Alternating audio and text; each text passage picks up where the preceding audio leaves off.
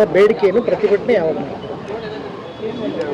ಇದೇ 25ನೇ ತಾರೀಕು ಫ್ರೀಡಂ ಪಾರ್ಕ್ನಲ್ಲಿ ಸ್ವತಂತ್ರ ಉದ್ಯಾನವನದಲ್ಲಿ ಒಂದು ಬೃಹತ್ ಪ್ರತಿಭಟನೆಯನ್ನು ಹಮ್ಮಿಕೊಂಡಿದ್ದೇವೆ. ಸರ್ಕಾರಕ್ಕೆ ಮಾಡು ಇಲ್ಲವೇ ಮಡಿ. 27ನೇ ತಾರೀಕು ಕ್ಯಾಬಿನೆಟ್ ಇದೆ, ವಿಶೇಷ ಕ್ಯಾಬಿನೆಟ್. ಸರ್ಕಾರಕ್ಕೆ ಗೊಂದಲದ ಗೂಡಾಗಿರ್ತಕ್ಕಂಥ ಒಳ ಮೀಸಲಾತಿ ವಿಚಾರದಲ್ಲಿ ಸರ್ಕಾರ ಸಮಾನವಾಗಿರ್ತಕ್ಕಂಥ ಅವಕಾಶವನ್ನು ಎಲ್ಲ ಸಮುದಾಯಕ್ಕೆ ಕಲ್ಪಿಸ್ಕೊಡ್ಬೇಕು.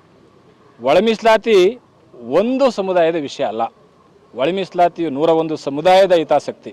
ಹಾಗಾಗಿ ಸರ್ಕಾರ ನಾವು ನಡೀತಕ್ಕಂಥ 25ನೇ ತಾರೀಕಿನ ಪ್ರತಿಭಟನೆಯಲ್ಲಿ ನಮ್ಮ ಡಿಮ್ಯಾಂಡ್ಸ್ ಏನಿದೆ ಅಂದರೆ, ಯಾವುದೇ ಸಮುದಾಯಕ್ಕೆ ಅನ್ಯಾಯ ಆಗಬಾರ್ದು.